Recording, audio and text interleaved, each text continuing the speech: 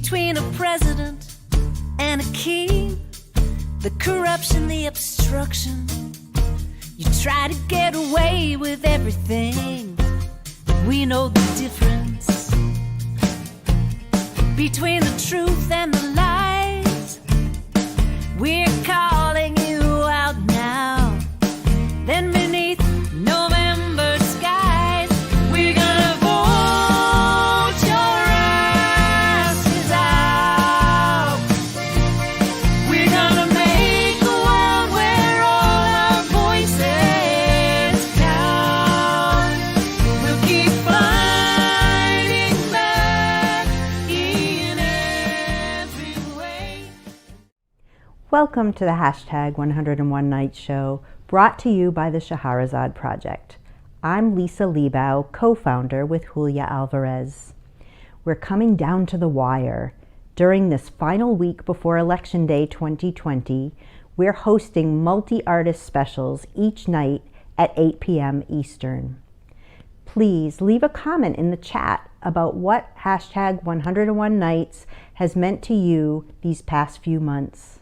More importantly, now is the time. If you haven't already done so, cast your ballot in this most important election. If there are long lines, bring food, something to read, or better yet, tune in to hashtag 101 Nights to pass the time. We'll be streaming a marathon of all episodes from 1 to 101 all day long on Election Day. This is it. Vote, everyone. Good evening. Tonight is the eve of the elections, 101 nights since we began the Shaharasat Project. And I want to first start by thanking all our amazing sister Shaharasat storytellers. If you followed the project and the performances, you know we've had a diversity of arts and storytellers. We did this initially to inspire our listeners to use their voices and vote and work for transformative change, arts and activism combined. But we found also that it brought us together as a community and inspired and fortified all of us to continue the work that we know needs doing. And I want to give a special thank you, gracias, shout out to our mistress of ceremonies, our president, whom I would vote for tomorrow if I could, Lisa LEIBOW, who made the nights happen. She and her crew of interns have put in amazing effort, time, energy to bring this about. So thank you to you. And because this is the last night, I'd like to present a story, a last story, a true story, which I hope it will inspire all of us. So thank you for having joined us. And tomorrow, everybody vote. Gracias. Bueno, it's dawn here in Santa Barbara, Califas, California. And we're doing a little two-part segment here. I'm going to go first, and then I'll be followed by my partner, my creative partner, and someone with whom I walk this road, Celia Rodriguez, visual artist. I assume I'm introduced before this, but I'm Cherrie Moraga, and I'm a writer. I sit here by the altar that our family has constructed, and Celia in particular has realized this, and so I sit here at dawn in preparation for Dia de los Muertos. We've been at this for some time through Las Maestras Center here in Santa Barbara, through UC Santa Barbara. Las Maestras Center, its propósito, its purpose really is for Chicana indigenous thought, art, and social practice. And all of those things, thought, art, social practice, is our job as artists. And for some reason, that makes me cry a little bit.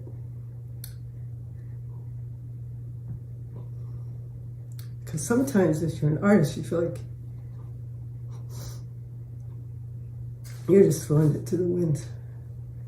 And, but I guess that's how the seeds get around, with the help of the birds. So I want to read a piece from Native Country of the Heart, which is a memoir I wrote. And it's not an autobiography, and it's not a biography. It is portrait of a relationship, and that relationship is with my mother. And I wanted to read this piece to express what it means to have elders in your life and who then become your ancestor. And these are our ancestors, and just a few of them. It goes long and far, but there are blood ancestors, and there's also our ancestors of de corazón. And for this piece, I've been really, really upset with the recent conversations around this herd immunity. And the people that I've heard talking in favor of it treat elders like they're just completely dispensable. And also not just elders, but anybody whose immune system is weaker. And the cost of that loss, it seems to me such a dominant Western white patriarchal mentality and capitalist mentality to think that we can just let our elders skip that generation and have our children and grandchildren grow up without them, without us. To me, that loss, they're worried about, the impact of us having to, wear masks and stay indoors, and all of what's going to happen to our children, if they can't be out in the world.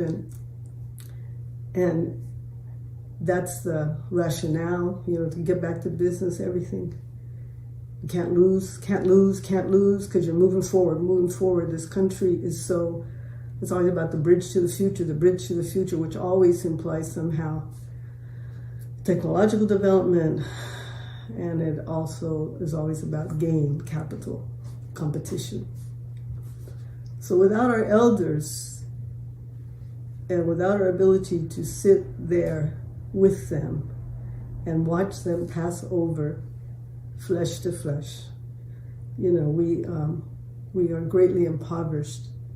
And so my children, my grandchildren, my great-grandchildren, there's a missing link there that's really critical.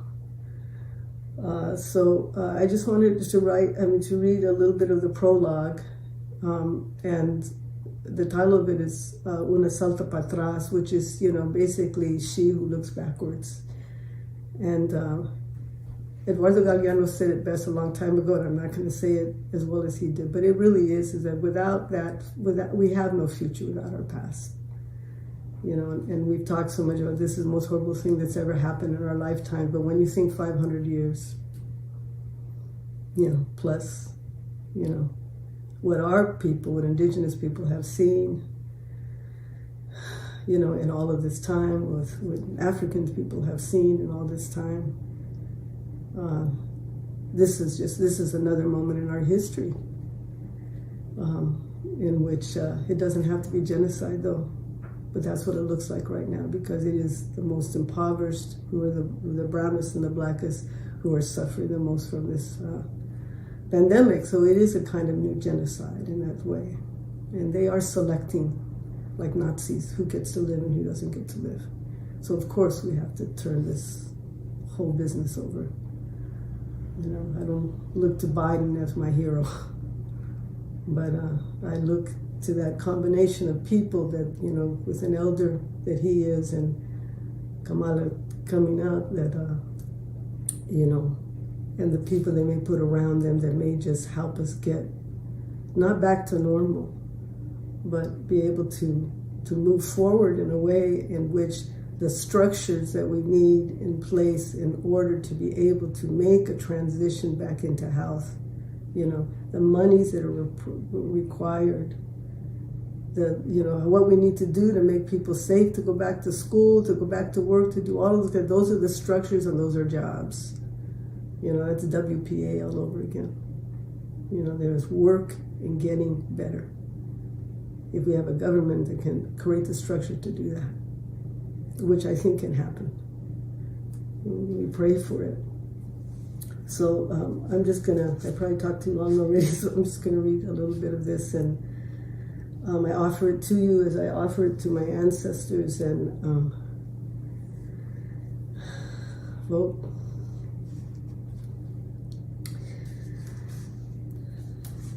I think too the point of this is, who are the invisible people? Elvida Giselle Moraga was not the stuff of literature. Few bemoan the memory loss of the unlettered. My mother and her generation of Mexican-American women was to disappear quietly, unmarked by the letter of memory, the memory of letter. But when our storytellers go, taking their unrecorded memory with them, we, their descendants, go too, I fear. Maybe it's about turning 60. Maybe at such a substantive age, one can finally weave together enough of the threads of one's life to interpret a design from them. For my part, I hold one thickly braided cord as story. My queer self and my writer self, and each would bring me home to my Mexicanism, and my Mexicanism would bring me home to an earlier America, to the Indian memory of bay leaf and madron, desert chaparral, the Pacific always in ocean breeze away. It would also bring home to me a culture of memory and prophecy, the harbinger of loss upon the horizon. As a U.S. inheritor of Mexican ancestry, I have walked the reddening road of an occupied America that anoints membership only to those born north of the watery divide of El Rio Grande. Oh, a border of river as thirsty as the desert into which it bleeds, leaving my relatives to drown in its grit. Growing up, my elders, well-meaning, told my generation, "Go that way, hijos. Look north to your future." They asked us to betray them, to forget them. "Walk that way, mija." They didn't know the cost.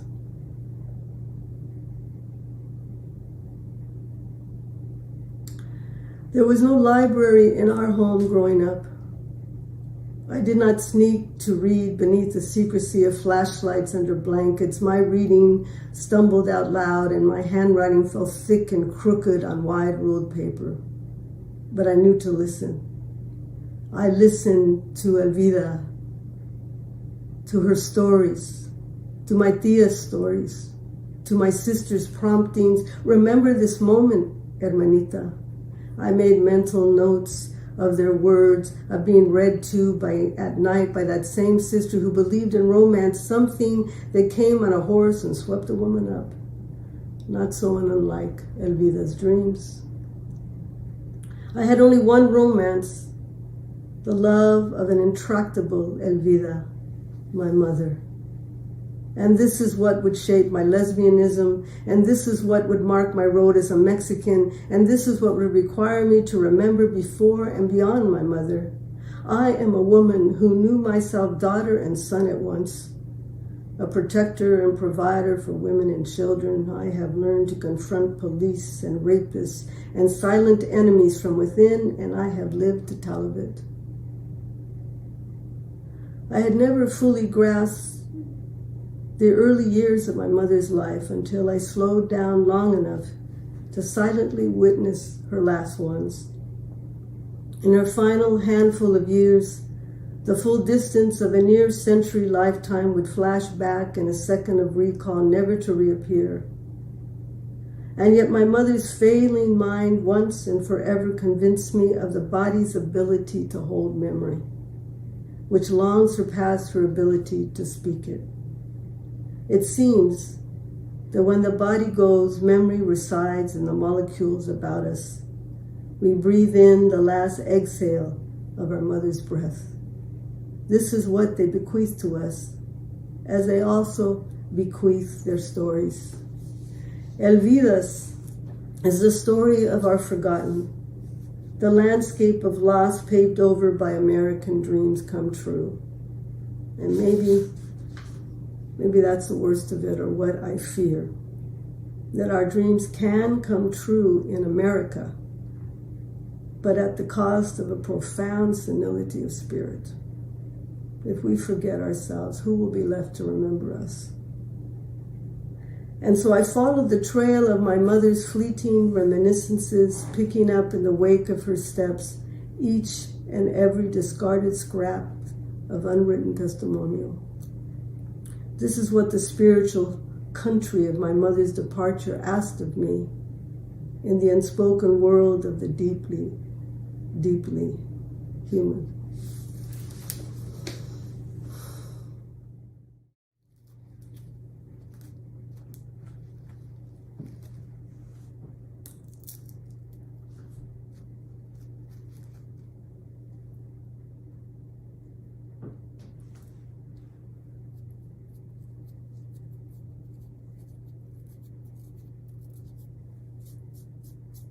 It's dawned this morning in this season as we're preparing for the official Day of the Dead, November 1st and 2nd.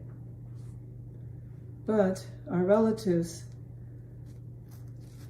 began, needing us, asking us. So I offer these blessings, first of all, to Abuelita Flora, who, representing California and all of the way in which the California peoples have struggled to protect their lands. Here in this time of fire, Grandma Flora spoke about the balance of the fires and the water. And as we struggle to protect the water and the fires rage and the winds and the water try and find their place, I ask them to forgive us and to help us and be with us. And I thank Grandma Flora for the energy of her life. And our relatives of heart, those that have struggled for us, those that have given their life for us, our families that we're born from and our families that we've come to know in our own walk through life. So I sit here with them this morning for a little bit, and I want to talk about the connection that we have. Maybe the most important thing to say at this time is that we need to put our voices together and remember our humanity. Remember that the people who gave the shape and feel of this land also provided its spirit, the generosity of spirit, the courage to live, and also the memory that they had of knowing what it took for us as human beings to have good lives, to show compassion, to show love, to show protection, to acknowledge the sacredness of the water, because without the water we could not live. We could not grow this food that we have in front of us, that food that sustains us, that has developed us into the intelligent human beings that we are. Also the memory that each and every one of us carries the answer to all our needs. And at this moment, when so many peoples and so many continents have had to leave their homes because of the environment, because of the encroachment and degradation of their lands by corporations, The world is changing through our hands. We have made changes in the world, the way it functions as human beings, and not for the better. And now our children, those ancestors returned, have called us into action. And we need to respond to them responsibly as the adults that we are in their lives. My partner Cherrie talked about the ancestors and our need to remember them by honoring them. In fact, they are, if we name them, it allows us to understand where we've come from. And to understand where we come from allows us to remember our task, our duty, our manda. I was thinking about the 10 Commandments, and I was thinking the 10 Commandments that most Christians have lived by. And I was thinking about the instructions that indigenous peoples live by. Number one would be that we have a relationship to this Mother, our Earth. A relationship that requires us to continuously remember how we act upon our Mother. What we're given, to say thank you. And to say thank you, to have gratitude, means to name who it was that gave us what we have today as a society, as human beings, as families. That we are not above nature, that we are part of nature. That as human beings, we don't have the right to destroy and use, extract, exploit. That we have to see the sacredness of balance. And that in that sacredness of balance is sustainability. When we think about politics, I think about policy. Those things that will allow us and help us sustain our relationship to our Mother, in a relationship that is giving and is considerate of the future. It will remind us that nobody has the right to accumulate wealth at the expense of anybody, any child, any community, any elder. It is about our elders. It is about our children. They are the return. They are the continuity. We inside carry our seed of our continuity. That seed needs to have fertile ground, not ground created by chemicals, not water stolen from somewhere else, but each and every land is able to sustain, and yet the seeds are wandering. And if that's the case, then we need to remember that society organizes itself around life, and that we must acknowledge that we can't continue in this manner and live. And so I say vote. Vote because it is a voice that we have collectively, an opportunity to remember the generosity, the courage, the faith that our people have placed in living.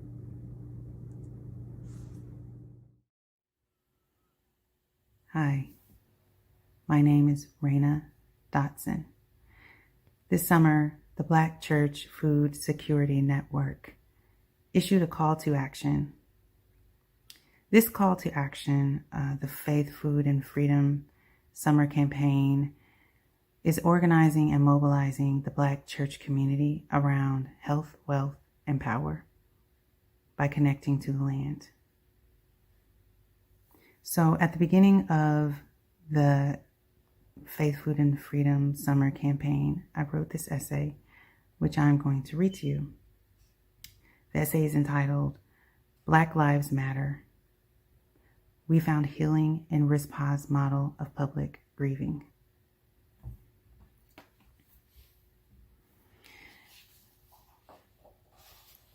As I begin to read the essay, I just want to read something that paraphrases the story of RISPA. RISPA was a woman found in the Bible, in the book of 2 Samuel. Her story is told. And I'm going to read a summary taken from A Sanctified Art that tells the story in brief. A famine strikes the land, and the world falls apart around Rizpah, one of Saul's secondary or low-status wives. Her sons are murdered, offered as human sacrifices in an effort to end the famine.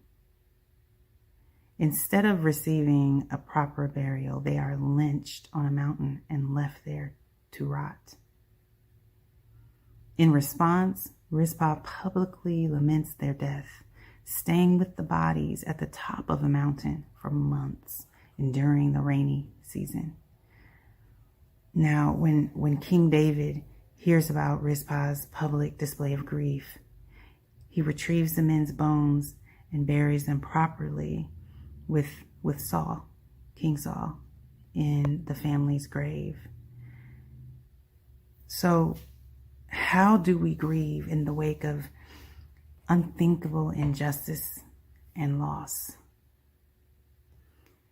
Rizpah shows us an honest and unapologetic grief and a persistent strength in honoring the innocent lives of those taken from her. Her public unraveling motivates the king to amend as best he can some of his wrongs.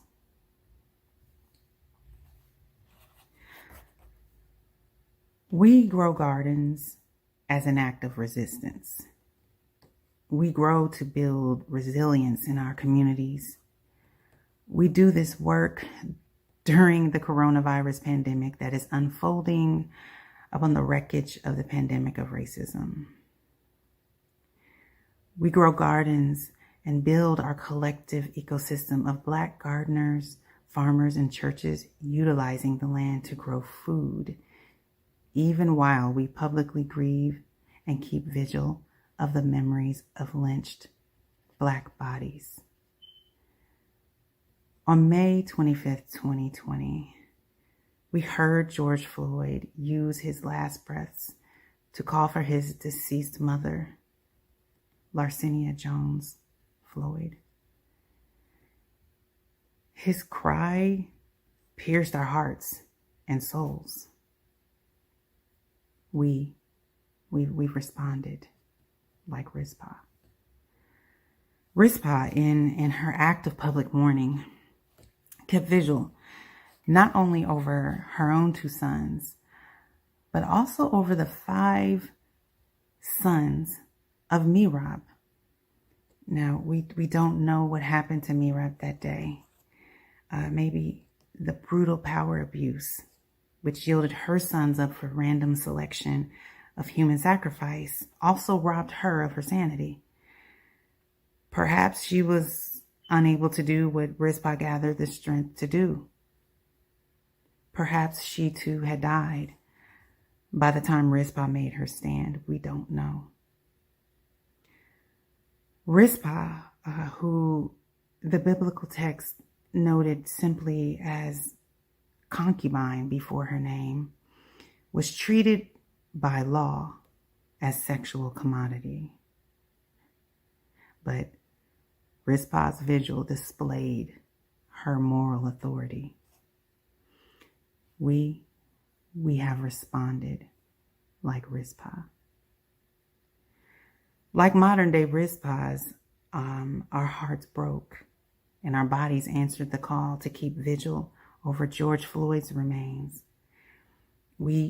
Many of us Black mothers, many of us mothers and fathers, Black mothers and fathers, whose foremothers and forefathers were treated as sexual commodities, stand in the gap to publicly mourn and stand guard. Like Mamie Till Mosley, mother of Emmett Till, we say, let the people see what we've seen. Let the people see what they've done. We stand to ensure his memory is not desecrated, to ensure his metaphorical bones have been properly laid to rest in the public domain. In the wake of such unthinkable violence, Rizpah, she kept a months-long vigil on the holy mountain, sitting in the rain, in the wind, and under the sun, guarding these 7 decomposing bodies from animals as they underwent decay. Her selfless act of moral courage did not relent until the King David, finally took notice and took action to bring a remedy. And only after this action did God answer the prayer on behalf of the land. Like Rizpah, we have weathered many seasons during this 400 plus years of power abuse and random selection of our children for sacrifice to the gods of power, greed, and pride upon this unholy bedrock of these United States. Many have been taken in the name of these gods, many, and still there is no peace in the land. We are troubled on every side. We stand in the gap for Larcenia, mother of George, Tamika Palmer, mother of Brianna, Wanda Cooper Jones, mother of Ahmaud, Bessie Clayton, mother of Dominique Clayton, Shanine McLean, mother of Elijah McLean, Stephanie Bass, mother of Eric Reason, and Yolanda Carr, mother of Tatiana Jefferson. We are the collective mothers who answered George Floyd's dying call to his mama and responded by spreading our sackcloth on the rock to lament. Our rocks are the asphalt and the pavement of protest sites in cities across the United States and around the world. Our rocks are the ground we tend as acts of resistance during a pandemic that's exacerbated hunger in our communities. We spread our sackcloth by repeating George's and Brianna's names over and over and over and over again, by cultivating joy in our gardens, by keeping the memory of their bodies in the eyes of all who must see, while protecting our sacred space of God-given peace when we connect to the land. By feeding ourselves food that will heal us in the midst of a global health crisis, food from our own gardens, food from our own hands. Someone must feed the movement. And we will continue until those in power not only take notice like King David, but take meaningful action to remedy the wrongs committed. Black lives matter. Rizpah and Merab, their sons mattered. But what does it mean to properly lay the bones to rest? What does it mean to properly lay the bones of our unjustly dead to rest? God did not end the famine and heal the land until the remains of the 7 sons of Rizpah and Merab, along with the stolen bones of their father Saul and his son Jonathan, were properly laid to rest. The disgrace of leaving the bodies hanging to become food for beasts of prey was the greatest indignity one could experience. It extended beyond their deaths to shame their very memory before the people. Michael Brown. This failure to receive a proper burial was believed to bring defilement and a curse upon the whole land. It was the proper burial that restored dignity and allowed for healing.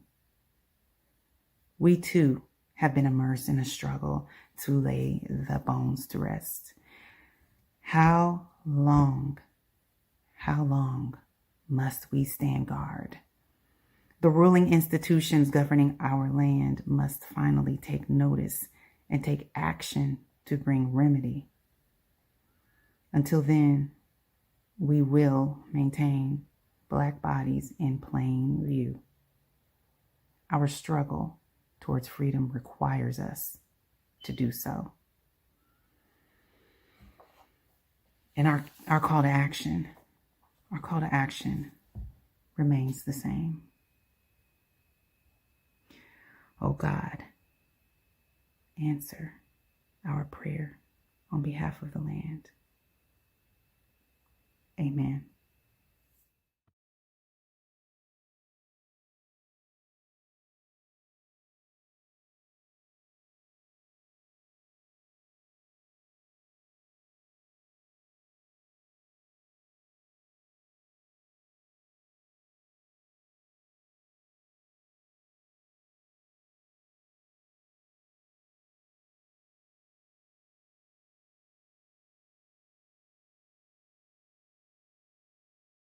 União de mãos me trouxeram aqui. Meus avós vieram me ver na terra que eu nasci. Amo essa cidade, the Empire State, como foi montado, com mãos de pessoas com sonhos iguais ao meu, de recuperar oportunidade. Andando em New York City, você se sente como uma rockstar, tentando abrir um espacinho, tirando o que está no caminho, tudo o que for atrapalhar, criando uma visão de vida com paixão. Me entrego e espetelo o emaranhamento hereditado e procuro o reparo, costurando minha alma de volta a um pedaço, abrindo meu coração com fé. Meu avô há muito tempo me ensinou a jogar e brincar para não chorar quando perder o pé.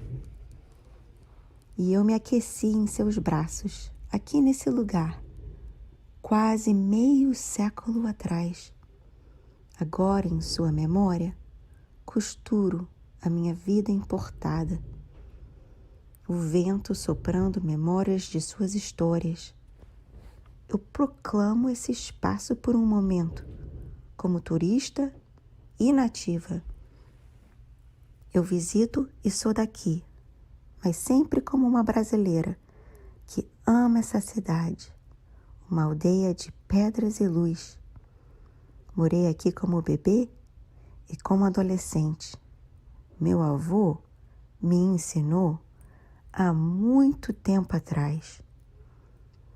Ser guerreira, com foco e pertinente, como viver meu potencial em qualquer comunidade, anônima, brilhante ou especial. Obrigada. Commit to sharing my resistance via high tweet length stanzas. This is my poem. It's titled 45 for 45. Commit to sharing my resistance via tweet length stanzas. Resist. Commit to finding truth amidst the lies. Resist.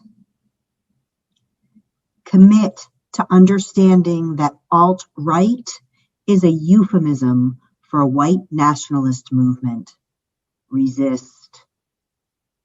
Commit to understanding that 45 is a euphemism for the current POTUS. Resist. Commit to understanding that current POTUS is a euphemism for at real Donald Trump. Resist. Commit to discerning when a euphemism disturbs me and when it comforts me. Resist. Commit to finding and not falling for fallacies. Resist. Commit to contesting the fallacy of changing the subject. Resist. Commit to refuting the fallacy of attacking the person instead of the argument. Resist. Commit to defying the power of the fallacy of alternative facts to convince me I'm crazy. Commit to countering the fallacy of ruling opponents out of order. Resist.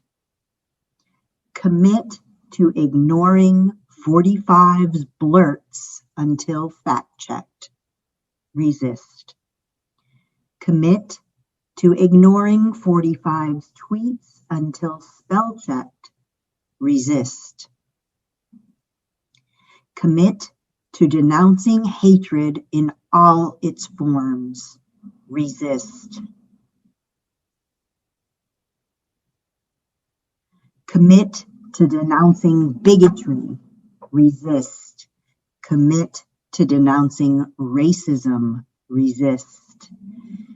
Commit to denouncing anti-Semitism and Islamophobia. Resist. Commit to denouncing misogyny. Resist. Commit to denouncing homophobia. Resist. Commit to denouncing sexism and xenophobia. Resist. Commit to intolerance of prejudice. Resist. Commit to judging individuals based on character, words, and deeds. Resist. Commit to loving individuals based on character, words, and deeds. Resist. Commit to learning from history. Resist. Commit to learning from the inhumanity of slavery. Resist. Commit to learning from the oppression of women. Resist. Commit to learning from the rise of Hitler. Resist. Commit to learning from the internment of Japanese Americans. Resist. Commit to learning from world wars, unjust wars, and cold wars. Resist. Commit to learning from the Hollywood blacklist. Resist. Commit to learning from the strength of abolitionists and suffragists. Resist. Commit to fighting the fear that we, the people, are powerless to halt the rise of hate. Resist. Commit to being proactive instead of reactive. Resist. Commit to teaching students to think critically and write clearly. Resist. Commit to teaching students to evaluate sources and find their voices. Resist. Commit to freedom of expression through the arts. Resist. Commit to finding emotional truth in the fiction I fashion. Resist. Commit to approaching my writing as an exercise in empathy. Resist. Commit to finding surprising similarities between seemingly opposite humans. Resist. Commit to mind that Orwell's 1984 and Atwood's The Handmaid's Tale are cautionary tales, not guidebooks. Resist. Commit to acting as a writer of witness in prose and in poetry. Resist. Commit to encouraging artists to record on canvas or clay and musicians to compose, to sing, and to play. Resist. Commit to the notion 140 characters or less is the only chance 45 might have to discover my commitments. Commit to exploring emotional truths in 80,000-word novels instead of reducing my heart to 140 flippant characters. Resist. This concludes the special performance of 45 for 45 by Lisa LEIBOW. Thank you. Since Julia's and my original vision was to have one woman each night performing live in front of the White House, I felt a great need to have at least one of us Shaharasat sisters do this. I'm going to read from you a story called Dad Was Boring that recently appeared in Sandpiper magazine and is adapted from my Pirates Alley, William Faulkner Wisdom Award finalist novel. Dad was boring. My dad was boring. He sat at home, listening to music and reading the newspaper. Not only that, he had bushy eyebrows and a double chin. Whenever he angled his face down to look at me, I couldn't help but think, bullfrog. One day, when I was 9, Dad said to me, Betsy, play with all the kids you want in the neighborhood, but don't forget about spending a little time with the McGuires. It's a mitzvah to visit with the old and the ill.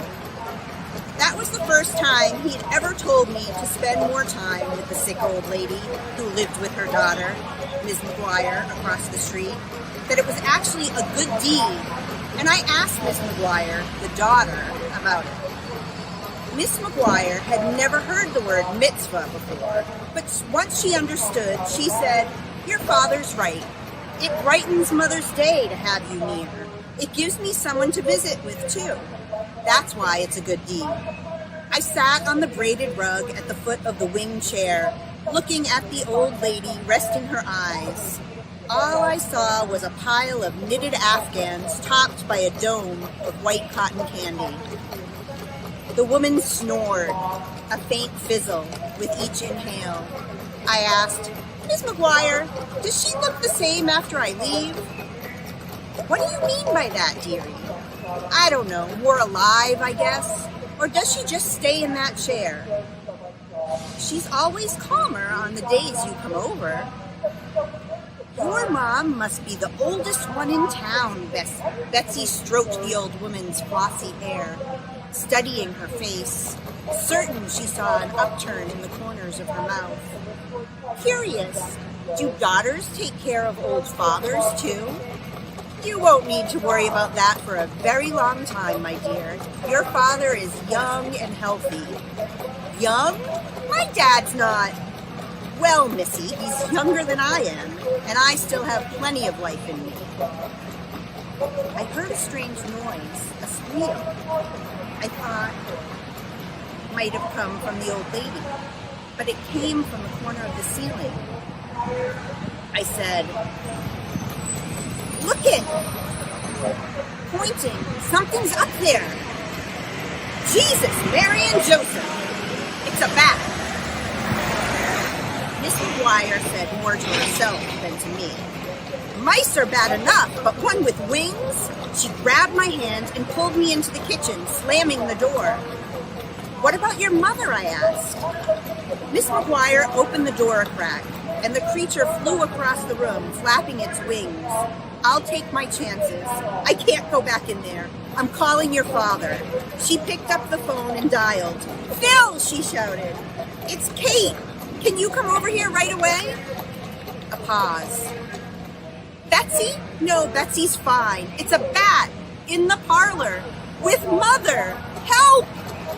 Another pause. "A pillowcase?" Then said to me, "Get a pillowcase off the clothesline." "Hairspray," Miss McGuire said. "Yes, on the vanity in my bedroom. I'd have to go through the parlor. It's flying around in there with Mother, and the noises it's making, Phil, screaming like a banshee. While we waited for Dad to drive from his office, I looked into the parlor through a crack in the door. The bat was not much more than a moth hanging upside down at the far corner of the room, but it spread its wings and took flight toward the kitchen door. It flew in figure eights around the room, bumping into walls like a housefly trapped in a light fixture. How long will it take, Dad? How long do you think, Dad? I asked. Miss McGuire shook her head and grabbed the doorknob. You stay in here, she yelled as she raced through the parlor. The brown Cordova pulled into the driveway. Dad ran around the house and came in through the back door, tie askew. Where's Kate? He asked. She said she'd be right back. I held up the pillowcase. Where's the bat? He threw off his jacket. In there, I said, pointing to the parlor. Not sleeping, is it? Asked Dad. Nope, it was flying around everywhere. You should see it. Kate, did you find the hairspray? Dad called out. Got it, but I can't run back through there. I just can't. Aren't they supposed to sleep during the day? What's going on with this thing? Miss McGuire stood paralyzed in the hallway across the parlor. Dad said, toss me the can, or roll it. Because of the Dracula movie I'd watched with my friends, I feared bats had fangs, attacked humans to drink their blood, and turned into vampires at night. Nothing is more terrifying than lying in wait for a bat to sink its fangs into your neck. A chill brushed against the laced curtains. An unsuspecting paperboy tossed the evening news onto the stoop. The old lady coughed and then cleared her throat. Miss McGuire rolled the can of hairspray across the room. Dad grabbed it and climbed up on the sofa. There you are, he whispered. The bat had landed on the edge of the window trim above a table. Look at you, more scared than anything. The bat was plastered to the wall, spreading and folding its wings, but not taking flight or leaping. It seemed to be blinking and looking around the room. We could hear it screeching softly, fangs showing as it opened and closed its mouth. Dad should have tried at that moment, while the bat was still, but he waited. Toss the pillowcase over here, Betsy. I threw it, but it landed a few feet from Miss McGuire, too far from Dad. She rushed into the room and handed Dad the pillowcase, looking like she might faint. Okay, now what? In amazement, I watched Dad take the can and walk over to the table in front of the window. His steps were slow but steady. He looked like a cat sneaking up on a canary. When Dad loosened his tie, Miss McGuire muttered, Lord have mercy, and nibbled her fingernails. Dad ran a hand through his hair. It was sticking up at a funny angle, and he left it there. In the still air, a bead of sweat dripped down his temple, getting lost in his bushy sideburn. On the ceiling, the bat made a decision. It swung its body to the right and spread its wings to take flight. It flapped its wings twice and jumped.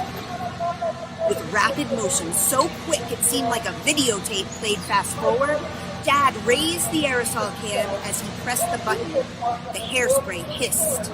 The bat stiffened, plummeted in a braided rug. Its eyes were wide and blinking. Miss McGuire looked at the bat and shuddered. How did you know that would work? She asked. Just did, answered Dad. Let's get the thing outside. He picked it up with the pillowcase and brought the animal out the door. Vera Conti, the neighborhood busybody, opened her door and came out to take a closer look. She stood on her porch, hand at her brow, shielding the sun to see what was happening at the McGuires. When Dad noticed me following him, he warned, "Don't get so close." After After Dad left the bat outside, he returned to the front porch, where Miss McGuire actually wrapped her arms around his shoulders and hugged him. Thank you so much. I don't know how you knew how to do that. Read it somewhere, said Dad. Dad? I said, yes. Looky here! Phil Rosenblum saves the day, called Vera, interrupting me. Dad turned to see her. Their eyes locked, but neither said a word. He took my hands and squatted so he could look me straight in the eye.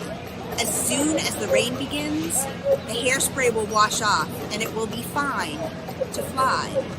But mad as anything, so don't go anywhere near that animal. You got it? Got it, I said. Dad? What, honey? Never mind.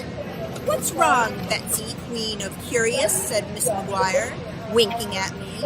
Don't you want to hear about your dads? Not now, said Dad. Gotta get back to work. After he climbed into the Cordoba and drove away, I followed Miss McGuire to Vera Conti's front porch. We stared in baffled anticipation at the stiffened bat laying on top of the pillowcase. Vera Conti said, well, in a million years, I never guessed your father could come to the rescue like that.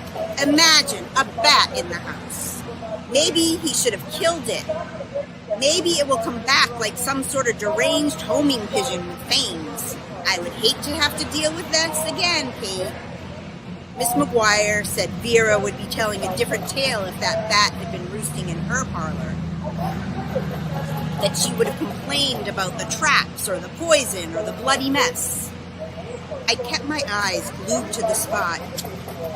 Look at Miss McGuire. Look, it's just scrawled there, and its wings are starched, but it's gonna be fine. Did you see my dad? He showed up and took charge. He fixed this with nobody getting hurt. Did you see that? Miss McGuire leaned over and kissed the top of my head. Well, my Queen of Curious, now there's one less question about that father of yours. I smiled. True. That father of yours is kind and smart. If there's a way to solve a problem without harming anyone or doing long-term damage, he's the one to do it. We watched as the rain started. The bat flopped around on the pillowcase like a goldfish that had escaped the bowl. It opened and closed its wings and let out a screech. It took flight. Then it disappeared into the trees. Thank you. If you just listened to my tweet poem, 45 for 45, you might be interested to know that I stayed true to my promises with some unexpected results. I committed to completing a novel instead of 140 character tweets, and the novel that I completed became a William Faulkner Wisdom finalist and is still searching for a home. I also tirelessly worked to encourage others to raise their voices as a professor and through the Shaharasat Project. I thought you might be interested also in the organization's origin story from my point of view. So in August 2019, which feels like a century ago instead of just a little over a year, I had the privilege to attend a moderated discussion with Julia Alvarez at the National Book Festival in Washington, D.C. In response to a question about what literary work influenced her, she hearkened back to her childhood when her parents would read to her the classic tales of 1001 Nights, and how the narrator of the story, Shaharasat, influenced her. It stuck with her that there's this power in telling stories and creating. And here is the story as she relayed it. So Shaharasat lived in a kingdom where the Sultan was this evil and misogynistic man who took a different woman to his bed every night and in the morning executed her. When this began to happen, Shahrazad's father locked her away in his library, where she was alone with all of these books. However, when she realized what was going on outside her protected room, or in today's lingo, outside of her bubble, she volunteers to be the next victim. When she's in this Sultan's room the very first night, she begins to recount one of the stories that she had read while hiding away in her father's library. She tells him this story all through the night and ends as the sun is rising at this great cliffhanger. And she says to the Sultan, "You can kill me like the others, but you will never hear the end of this story." And he actually allows her to live another day. And this pattern continues for 1,001 nights. And as we know, stories can build empathy, can make us understand experiences that we may not have had ourselves, and to see the world in its fullness and humanity in its fullness. By this time, the Sultan's heart had opened. He had understood and been moved by the experiences that he'd heard in these stories. And not only was Shahrazad's life saved, but the life of her entire kingdom. So just by telling these stories, she was able to do this. And Julia followed her telling of this story by what seemed like an off-the-cuff comment. She said, "Oh, I wish we could do that for our current Sultan. It would help a lot." So when she said this, my heart just leapt. I'm just one writer fangirl in the audience. And not only did my heart leap, but my feet did as well. And I stood up and I got in line to ask a question once it was open for questions from the audience. As luck would have it, though, just as I was the next person in line to ask a question, our time was up, and I was not able to ask my question of her. But what this meant is that I was close to the stage, and I rushed up, trying not to look dangerous, but just enthusiastic. And I was able to catch her ear for a moment, and I said, "This is a fantastic idea. How can I help you make this happen? I'm active in the literary community in Washington, D.C. I'm here. I would love to do this." Well, we sort of started joking about what this could mean. And she said, "We could have a different woman every night in front of the White House telling a story. And they don't just have to be spoken word." And I said, "That's amazing. We could have artists painting pictures." And she said, "We could have somebody show up with their guitar and sit down and sing a song. We could," and our ideas went on. And she took my contact information. And to be honest, I thought that would be the end of it. But this was a Saturday. And by Monday, Julia and her agent, probably to check out that I wasn't a stalker or dangerous, reached out to me, and we have been working on this ever since. And it has just been such an honor. And to be honest, this project has saved me. of course, the world began to shut down and we shifted everything online, but that just means that I've been able to reach, and we've been able to reach every one of you, and we've been able to call on artists telling stories in such a diverse art forms from all over the world. And I'm really glad that we were able to share this together. It has been the best coping mechanism ever for me, and I hope it's provided comfort to you during these uncertain times.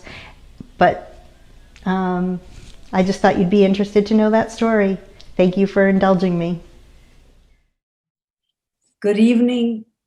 This is Julia Alvarez, co-founder with Lisa LEIBOW of the Shaharasat Project. And tonight, it's the eve of Election Day. We've had 101 nights of amazing Sister Shaharasat storytellers, a diversity of arts and storytellers. We did this to inspire those of you that have listened to use your voices and your art to make change happen, more specifically to vote tomorrow. But it's also been a wonderful way to bring us together and inspire and fortify us, the storytellers, to continue our art and activism. But a very special thank you to our mistress of ceremonies, Lisa LEIBOW, who made the nights happen for all of us, and her crew of interns. It would not have happened without her. So gracias and thank you. We all owe you tons. And the way to pay you back is to vote and boot the Sultan out of the kingdom. And we know what that means. Anyhow, tonight also, on the eve of the election, I can say that this is the most critical election since my family arrived in this country in 1960, fleeing the 31-year dictatorship of Trujillo. We were political refugees, my father having participated in an underground movement to depose the dictatorship. And this is a photo. My father is the one in camouflage with his boots in his hands. They would go up to the mountains, the underground group, to practice maneuvers, but they weren't allowed to have rifles unless they were hunting. So the way they all got rifles was to say they were hunters. So they had to come back with some birds. So that's why they're guinea hens in some of their hands. So we arrived in this country. Little did I know, and here's my passport picture from 1960. Little did I know that I would find myself living under an administration that in many ways resembles the policing, the machinations, the violations of citizen rights, the lack of regard for transparency and the law and truth that we fled from 60 years ago. And these are just some of the images from that dictatorship.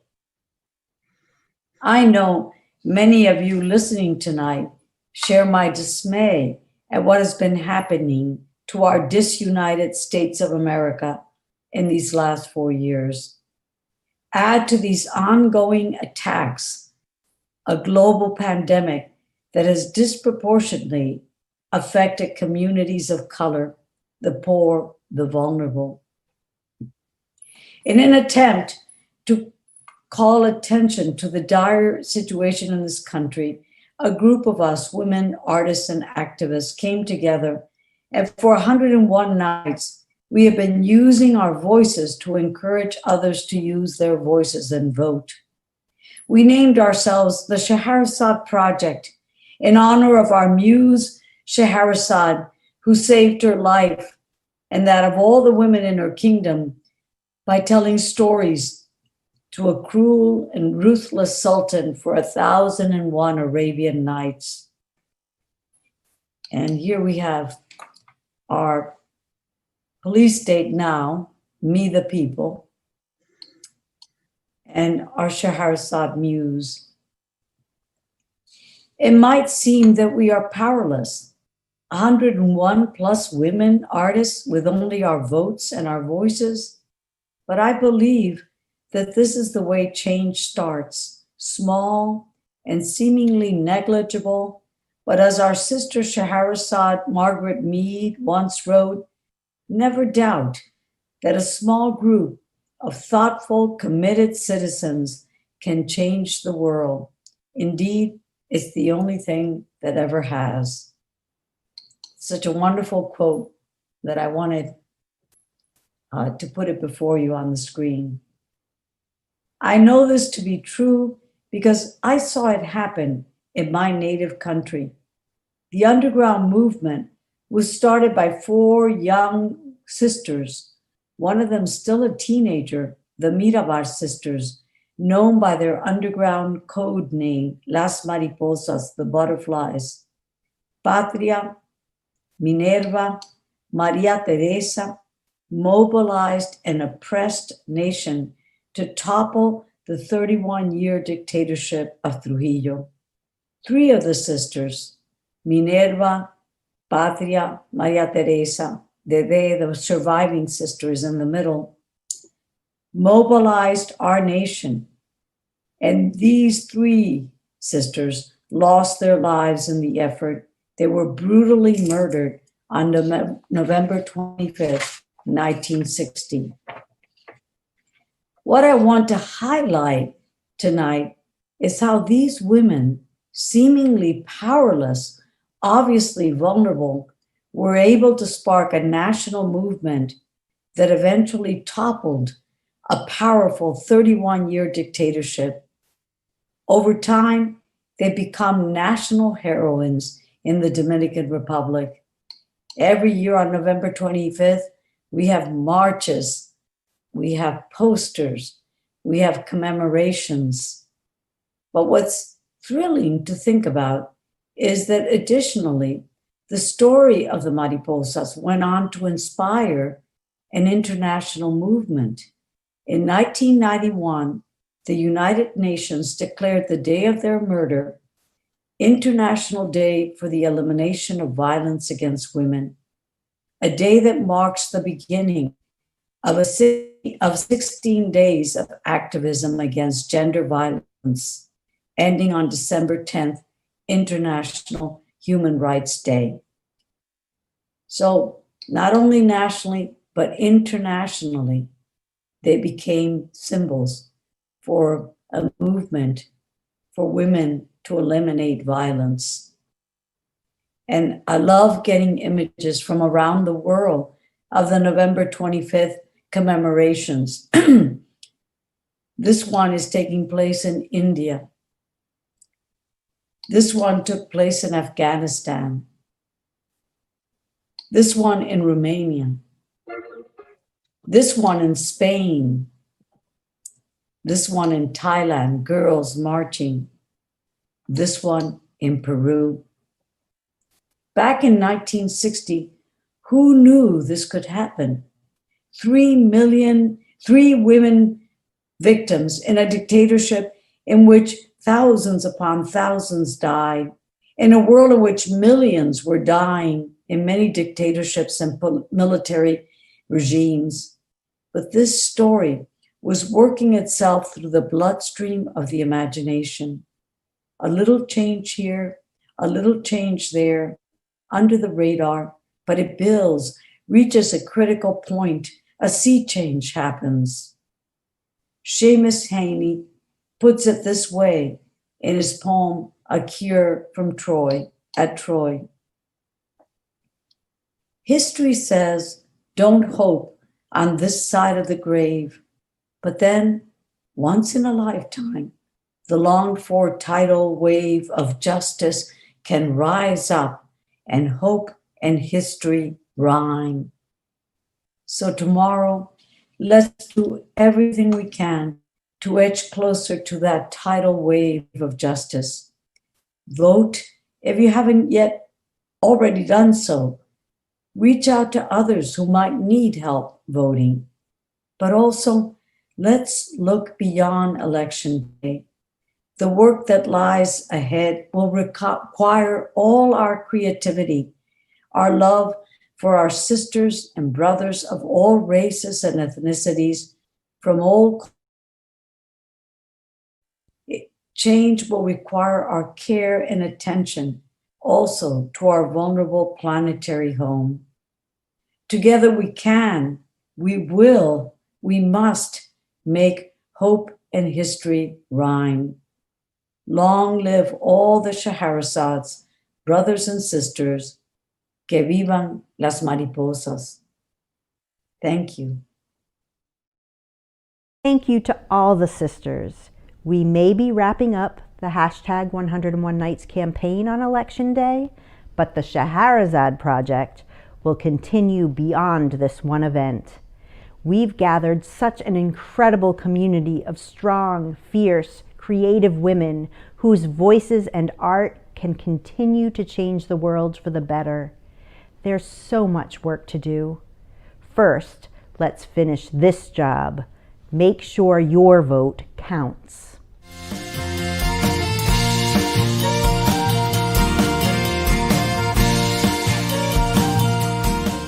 Thank you to our generous donors.